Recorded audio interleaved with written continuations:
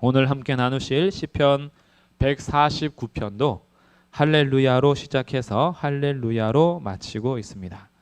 할렐루야 하나님을 찬양하라 라는 명령과 함께 시작하는데, 그럼 오늘은 하나님을 찬양하는 것이 그럼 어떤 찬양인가, 이것을 함께 보면 좋겠어요. 지금 146편부터 150편까지가 할렐루야로 시작해서 할렐루야 마치는 시인데, 이 하나님을 찬양하는 것에 있어서 아주 풍성하게 담아내고 있는데, 오늘은 어떻게 찬양하냐 봤더니 149편에요. 할렐루야 새 노래로 여호와께 노래하며 성도의 모임 가운데에서 찬양할지어다. 먼저는 하나님 앞에 새 노래로 노래하라, 이렇게 말하고 있어요. 새 노래로 노래한다는 것은 최신곡을 얘기할 수도 있겠죠. 매번 최신곡으로 노래해라 뭐 이렇게 할 수도 있는데, 여기서 말하는 최신곡이라는 것은 이전에 없었던 곡을 늘 만들어내서 하라는 것이 아니라, 이전에 있었던 곡일지라도 새 마음으로 부를 때 그게 새 노래가 되는 거예요. 왜냐하면 하나님께서 예전에만 살아계시고 이전에만 역사하시고 이전에만 자신의 어떤 그 구원과 그 영광을 드러내신 것이 아니라, 오늘도 하나님은 여전히 일하시고 오늘도 하나님 역사하시고 오늘도 구원하시며 오늘도 자기의 영광을 나타내시기 때문에, 그 하나님을 오늘 만나는 성도들은요, 오늘 또 이전과 다른 새 마음으로 하나님을 노래하는 거예요. 그것을 새 노래라고 합니다. 그러니 우리들이 하나님을 찬양할 때요, 이전에도 불렀을 때 이것이 새 노래지만 오늘 또 다시 그래 전쟁은 주께 속한 것이니 라고 고백하는 그 마음이 또 새로운 마음으로 부를 수가 있는 거예요. 그런 걸 새 노래라고 하는 겁니다. 하나님의 그 하나님을 오늘 다시 만나는, 오늘 여전히 계신 하나님을 오늘도 만나서 내 마음을 새롭게 하여 날마다 행하시는 하나님을 향하여서 노래하는 것, 그러니 이것은 살아있는 노래죠. 살아있는 고백이고요. 그냥 예전에만 옛날 얘기만 하는 게 아니라 오늘 하나님을 경험하면서 매번 이 고백을 따끈따끈하게 하는 거예요. 따끈따끈한 마음으로 하나님 앞에 그 간절함과 그 은혜가 충만한 마음으로, 새로운 마음으로 하나님 노래하는 것, 그 새 노래로 여호와께 찬양하며, 어디에서 찬양하냐 봤더니 성도의 모임 가운데에서 찬양할지어다. 148편에서는 하늘에서 땅에서였어요. 근데 이제 오늘 149편은 성도의 모임 가운데에서 찬양할지어다. 이 성도의 모임이라는 것이 오늘 우리가 이해하기 쉽게 두 글자로 말하면 교회를 말하는 겁니다. 교회. 하나님께서 거룩한 자로 불러서 모아두신 교회 공동체가 하나님을 함께 찬양할 것을 명령하는 거예요. 성도의 모임, 함께 예배하는 공동체, 이들이 모여서 무엇을 하느냐? 하나님을 노래하는 거죠. 그러니까 우리가 모여서 하는 것은요, 하나님을 노래하는 거예요. 새로운 마음으로 새 노래로 하나님을 찬양하고, 함께 모여서 그 하나님을 고백하고, 하나님께서 오늘도 여전히 살아계시고 역사하심에 대해서 감사하고, 그렇게 하나님을 향해서 성도의 모임 가운데 찬양할 것을 요청하고 있습니다. 그러면서 이 성도들을 뭐라고 표현하냐 봤더니 2절에서 이스라엘은 자기를 지으신 이로 말미암아 즐거워하며, 교회 성도들은요, 자기를 지으신 이로 말미암아 즐거워합니다.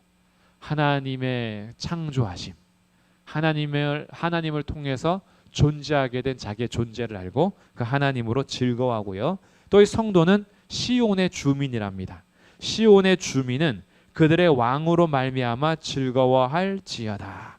우리를 백성으로 부르셔서 왕이 되신 그 하나님을 향하여 시온의 백성으로서, 천국의 시민으로서 왕이신 하나님을 즐거워하는 거예요.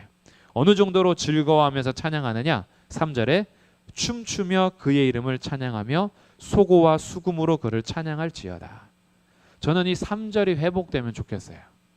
예전에는 그래도 율동이라도 했는데 요즘엔 율동도 안 하고 박수도 요즘에는 힘을 잃었어. 힘들어.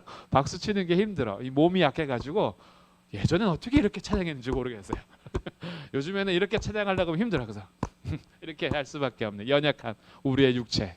예전엔 그래도 율동하면서 뭔가 춤까지는 아니더라도, 우리가 힙합하는 사람들은 아니잖아요.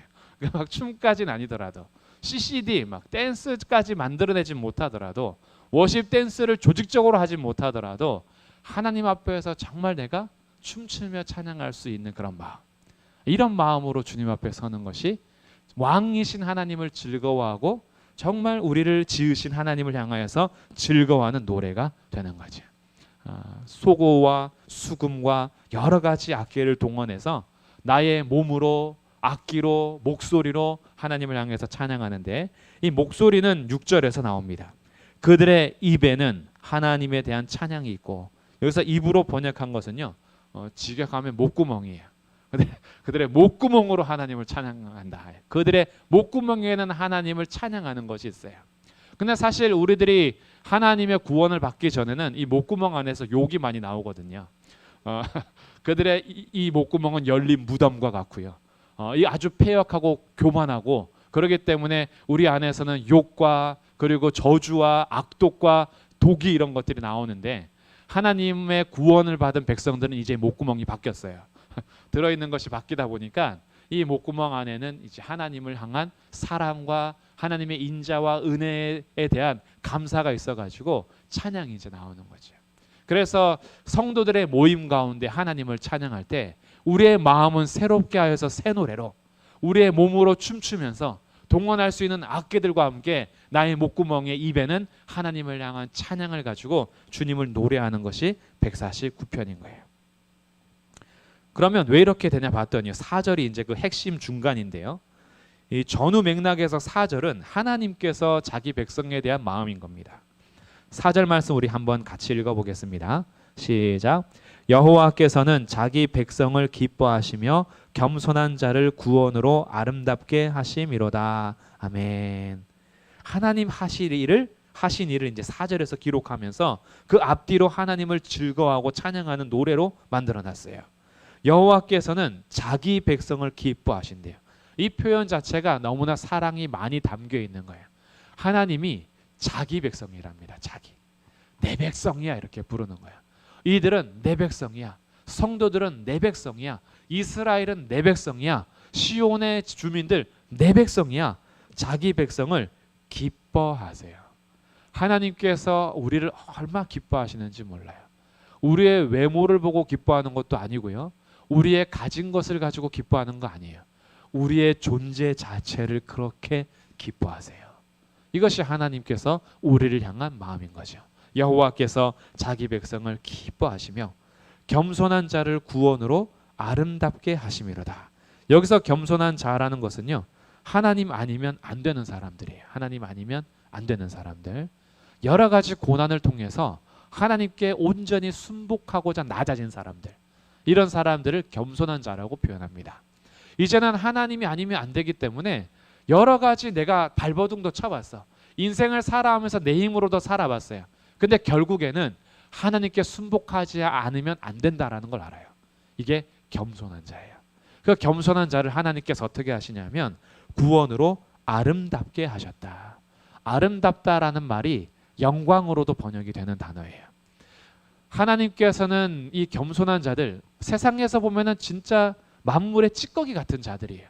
하나님 없으면은 그냥 울고만 있는 자들, 하나님이 아니면 안 된다고 아무것도 못하는 그런 사람들.